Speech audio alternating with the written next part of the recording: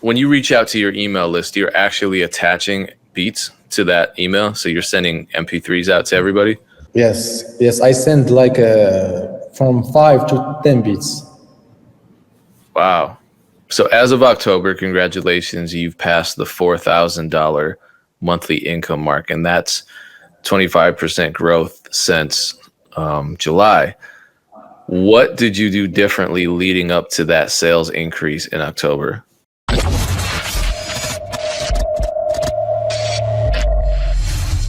Let's be honest, you're not gonna find these videos anywhere else. Why? Because I make them. So it would really help me out if you subscribe. If you've already subscribed, what also really helps is if you like the video and leave a comment. It's hard in the era of clickbait videos on YouTube and negativity in the producer community, and I appreciate your support. Thank you so much. Everybody love themselves. They don't know. They don't.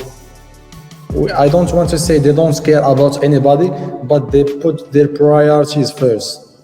Yeah, so beat sales would be the first priority, and people can see through that, because if someone reaches out with a DM and says, "Here are my beats," clearly they're just talking about their beats. They're not focusing on the other person's needs or wants, right? Exactly. When you reach out to an artist, you have to know that you have to be invested in this artist. You can't reach out to him and put yourself else, because you are the one that reached out to him and went to his DM. So you need to like when you make a friend, when you want to make a friend, you want to get to know the person, what his hobbies and etc. And that's and another thing I want you to tell to the producers, you need to study books. I love study books about psychology, how people think, how to sell to people. That's the main thing, because I think producer particularly, they put like 80% beats and 20% marketing, and they shouldn't do that. When you first start, you need to put 100% in beats, but afterwards you need to do like 80% marketing and 20%, because I think for me I think like a businessman. I don't I won't say a beat maker, but I think like a businessman. So I studied how to sell a product, and then how people think when you sell them a product. And I think that's the main key for me to reach out to guys and successfully buy my beats. So what's one of the biggest lessons that you learned from reading about the psychology of marketing in terms of approaching people, the sellers? What are their needs? What should producers know when they're reaching out to a potential beat customer? First thing you need to know is they don't know you. They don't have any idea about you. So and the second thing, like I said, they put their priorities first. So when you reach out to them, make sure to talk about the beats until the end. The beat selling should be the end. The first thing, you should get to know him, his name, his music, where he come from, how long he's been rapping, and etc. What genre does he play? And as soon as you start you start feeling like he become to trust you. He became more vocals in the DM. He's giving you like a more responses instead of just okay or just K. Then when you feel comfortable, then you should I don't know how they say it, but then you should propose your deal, your proposal. That's if you do this, you have like a 80% probability to get him to listen to the beats. Then afterwards, it's the beats. leading up to your first big month, let's say your first big month is the first month you sold 1,000 beats. What was happening during that month? What kind of work were you doing? I think I made the first songs in the, and it was mind blowing because after, like before I was making like 400 500 bucks each month. And the funny thing is last, I think last year of the year, the month that we started quarantine, I said to myself, like, the quarantine is started, the people will not have money to buy my beats, etc. So I took the first month off. Like, I didn't sell any beats. I didn't subscribe to my BeatStar subscription. The second month come in, and I said to myself, like, I think myself as a productive person. I couldn't go without going and networking with people. So I said to myself, let's try this month. If we don't sell anything, it's just experience. And the funny thing, I bet you're glad you did this. Yeah, I bet you're yes, glad. that's the key starts for me to realize that month I had a switch of mentality. Before, I think like 1,000 was the roof.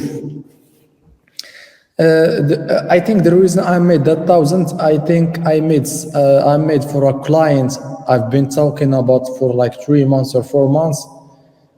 He came up to me. He said, like, Friday, are you free? I need like custom exclusive beats. And I made him like six beats for like 550 dollars. Then the rest, it was like I said, from reaching out to people from Facebook, Twitter, and IG. And that's when I made that $1,000. I remember thinking to myself, like, I really can make 5k, even 10k with just that time. So then let's go towards the future a little bit. Let's talk about your $3,000 month, which I believe happened over the summer, right? 3,000. It's happened like it's been like I think it's been like 5 months. I've been Yeah, so it making happened in 3,000. July, June, Yes, July, August, something like that, right? yes, I suppose yes, 3,000 plus. From June and July to this month. Yes. So what changed during that month? What What changed is I forgot to talk about a beat I posted on YouTube, like in the first year of me making beats that went viral. It's a violin beat which helped me like a bit. I sold us some limited license, but like the response to the question is email marketing. I discovered the enable button for the pre-download of the beats. Then when I talk to people, and the thing is, before I didn't, my mentality was, I can't let him down on the beats. He's going to steal the beats and etc. Blah blah blah.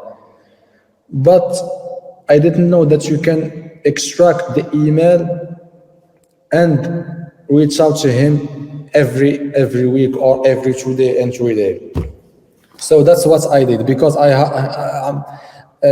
had like 500 over 600 listeners each month. So those 500 listeners, I get like 20 free downloads each day.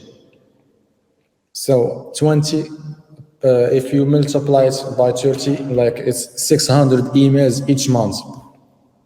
So I've been accumulate, like stacking up the Yeah, emails. you've been accumulating emails over time. Yes, over amounts.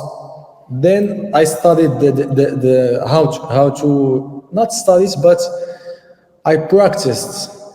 I just sent random emails, and I check the open rate, the reply rate, the click rate, and compare. Like the main thing with email marketing is the subject. You need a subject that's going to attract people. The a book I'm going to recommend to the producers. It's helped me a bit of. It's this one, Copywriting Secrets. I don't know if you know Copywriting it. It's secrets. yes, it's by Russell Brunson. I think it was by the one who created Okay. funnel. Yeah, click the guy behind the ClickFunnels company, Russell Brunson. Yeah, he wrote a book Yes, called exactly. Copywriting Secrets, and it's about copywriting, WRITING, not copywriting No, as not in the intellectual property law. Yeah, that's something else. with W. Yeah, yeah, Yes, copywriting as in writing, not writing as in no, it's constitutional copy rights. Yeah.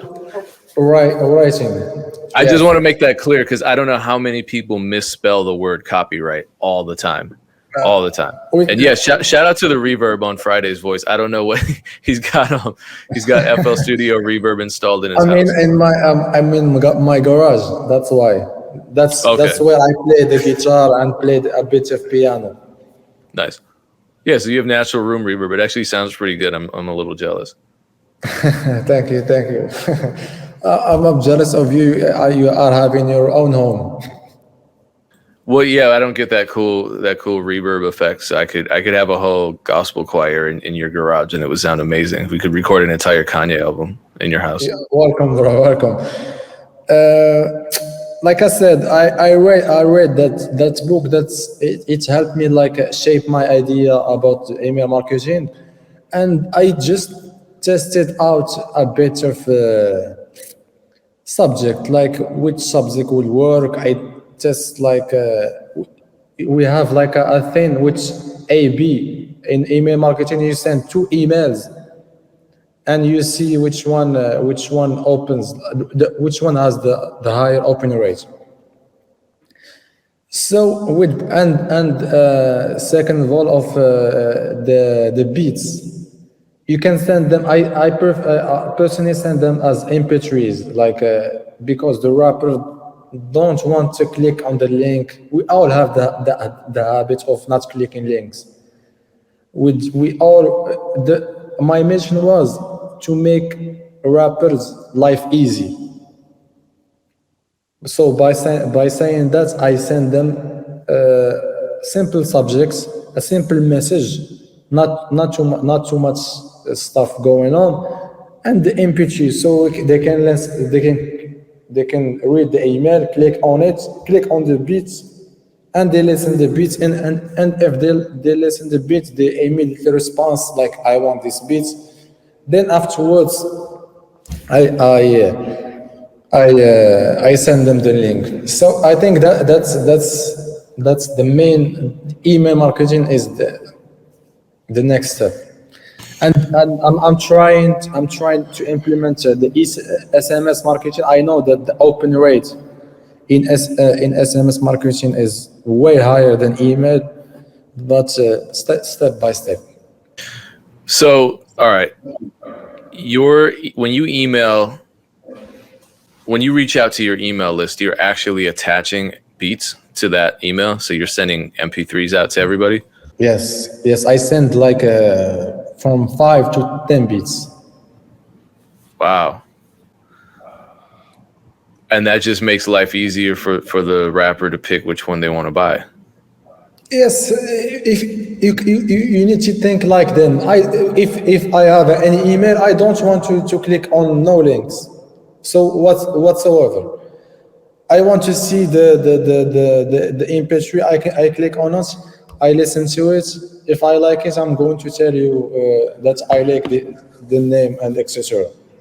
Are they snippets of the beats? Are they tagged? How Yes, do you do just that? no, just snippets, just snippets. So when the artist likes it, he needs to like, I like this piece. Can you send me the link, etc.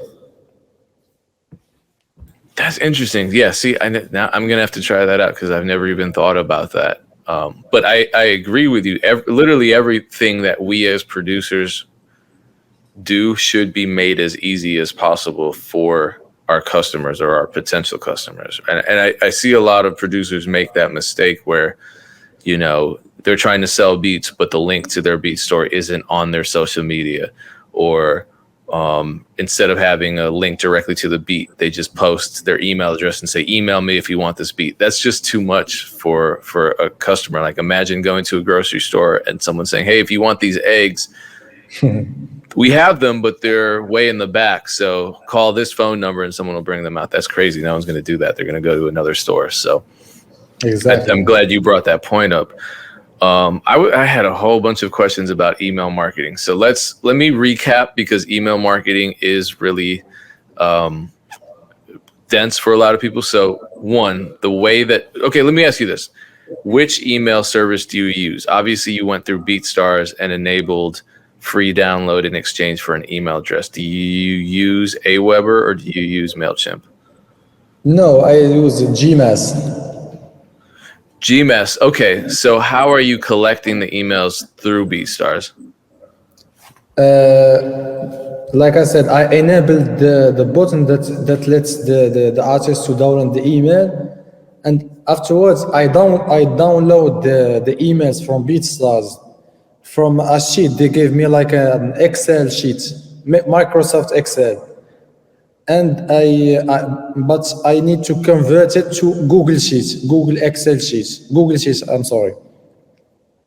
So what I do with a tip for producers, what the thing I do, I convert the Excel to Google Sheets. Then I have this long email, a long list of email. Then the thing is, what's amazed me about BeatStars is that they show you the first name and the last name. So what I do, I link my Google Sheet to GMass, and GMass lets you, like, you can say hey, and you between brackets you type in the name. And that's another tip for the producers. The email needs to be personalized. There is a difference between hey bro or hey pakal. There is two different. That's your name. Yeah, and you That's the pronounced it correctly. That's cool. it's pakal. Yep. It's unique, but like I said, You surprised me just now, but yeah, that's that. You did your research too, I guess. Well, okay, so let me ask you, why do you prefer to use Gmass rather than Mailchimp or Aweber? I guess people should go with what works for them. I'm curious. I don't know. I tried Mailchimp, but I just couldn't. It wasn't my thing. Gmail lets you personalize the email. Lets you like there is one thing that says if this one didn't reply, you can resend it after 3 days. If this one didn't open the email, you can send it like in 3 days, 4 days, or 5 days. That's the main thing that lets me to GMS is the fact that you can send like let's suppose I have 1,000 email and I sent them. I tell them the first step, when this 1,000 email, the ones that didn't reply to my email, I need you to send them after 2 days from the first email. I need them to send them the same email, but I can change the subject if I want. And I can add the second step, like after the second email, if they didn't reply, I'm going to send them the third email. That's the main thing that draw me to GMS. Yes. Okay, because yeah, I mean, I do that with MailChimp. So I send out emails on Friday, and then by Tuesday. So apparently, I read that Tuesday is the best day for open rate, but also Friday seemed to be better for me. So I alternate between Friday, where I send out the email, and then Tuesday I see who opened and who didn't, and then I resend the email to those who didn't open. So that's another key, because you're right. When you send out the email, it's kind of like, well, if my open rate was only 10%, that sucks. That's kind of it, but that's not it, because you can always retarget the people who didn't open those emails. And with most services, you're not paying per email you send. You're paying per subscriber. So send email after email until you reach those people, because they just might not have seen it, or the subject line triggered a spam filter. About Gmail, you pay monthly. Yeah, that's what I'm saying. Yeah. You can only send 500 email per day. Oh, okay, 500 per day. So that's different. Yes, that's the only inconvenience I can think about Gmail. Got it. Yeah, I think I'm glad we're talking about GMAS, because that's a service I've never spoken to any other producer about. So I have more email marketing questions. No problem. How often do you send out emails? I have approximately like I have lists. Like I have email list 1, email list 2, 3, 4, 5, and I have like a table. I don't know how to say a table, not a table, but a list, like organized. I put the list here, like email 1, 2, 3, 4, 5. I send them one by one. Like Monday, I send the email list 1. Tuesday, I send the second one, etc. until the email is finished. Then afterwards, the resend, like the ones who didn't open the email, I need them to send them again. Practically like every day. But basically every week you're sending out a unique email, it sounds like. But I don't spam the artist, like if I Right. because I have I think I have like a 10,000 or 15,000 emails, and with the GMS 10 doesn't allow to send more than 500. Like I said, the artists, I can send them 2 emails per artist, 2 times per month. So I don't spam them. Oh, here's a good question. I assume the answer is yes. You're sending emails in English, or is that my? Yes. I 90% of the people I work with are American. So you actually posted a tweet where someone was DMing you angry that you were making American style beats or something? Yeah, a weird conversation. To be honest, I think it's just I don't know. I think he just had a bad day, I suppose. Yeah, I think that's the healthy way of looking at all of these negative social media interactions where people are just angry for no reason. Okay, last email question. Do you find certain days are better to send emails? Are people more responsive on Mondays or Tuesdays or Wednesdays for you, or is there no difference? I just saw a comment of a Moroccan. Okay, I'm sorry. I think I can speak for sales. The email marketing, it's like up and down. We can say Friday, and sales. Of course, you said Friday. The reason behind the name is I knew that the Friday is where Americans get paid. Well, no, not get paid, but before the weekend, because when you mention Friday, it's normally a happy word. That's why I thought about it. That was psychology. You're researching the psychology of the average American consumer. Yes, I needed to. I'm already fan of the American culture since I was a kid. That's why I speak English like a little bit, because here we speak Arabic and French. We don't speak. We speak English, but the main languages are Arabic and French. Anyway, for the email marketing, I think it could be Thursday and Friday. Thursday and Friday, got it. Yeah, for me it's been Friday. I know the research says otherwise, and I think online shopping peaks on Sunday and Monday or something. But I encourage everyone to just do research and try out different ideas. And like you said, A/B test. You know, you could A/B test a subject line, but you could A/B test a day of the week too, and just kind of see what works for you.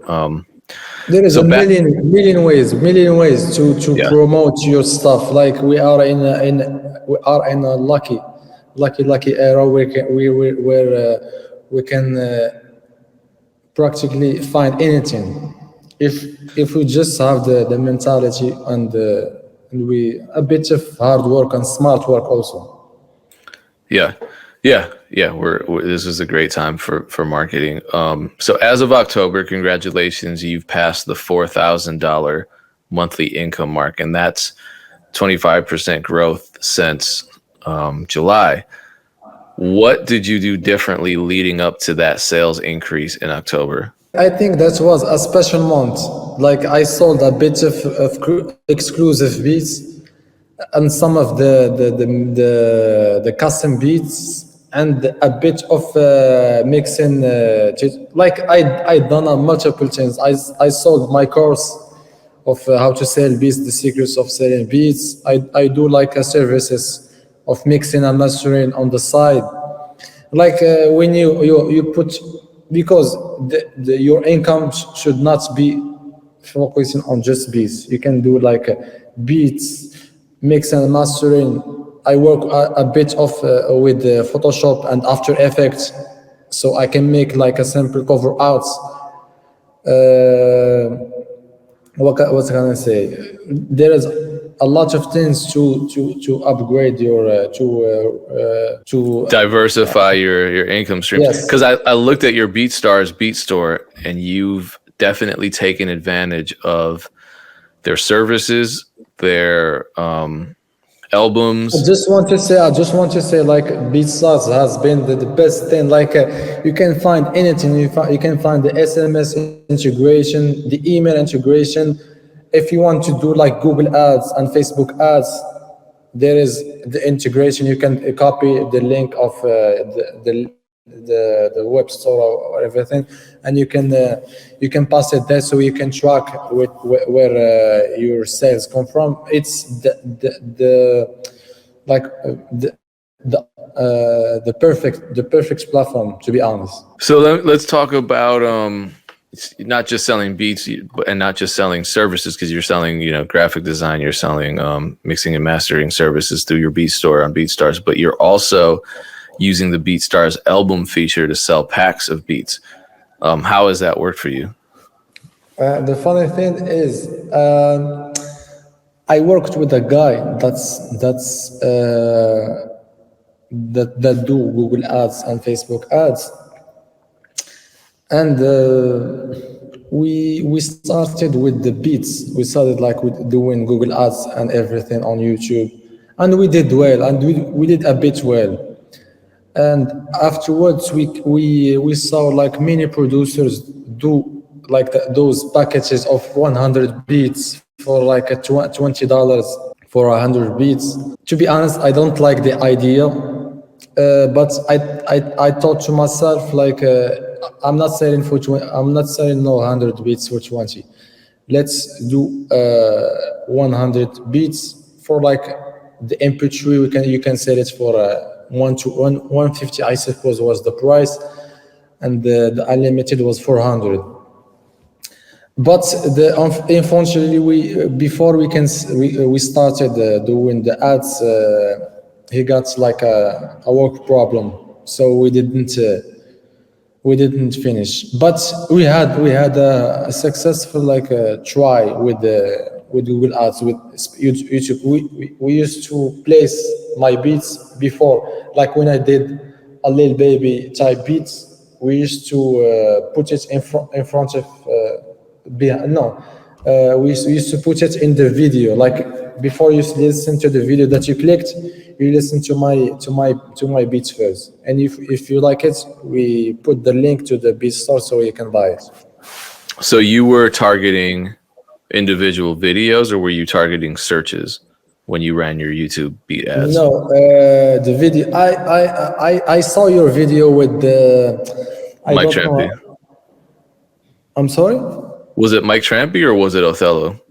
It was one of them, No, I not. think. I saw the interview with Othello. He made like 40 grand a month, but I was talking about the video where you guys talked about Google Ads. Yeah, When you Mike Trampy then. Yeah, but it was with Mike. Yeah.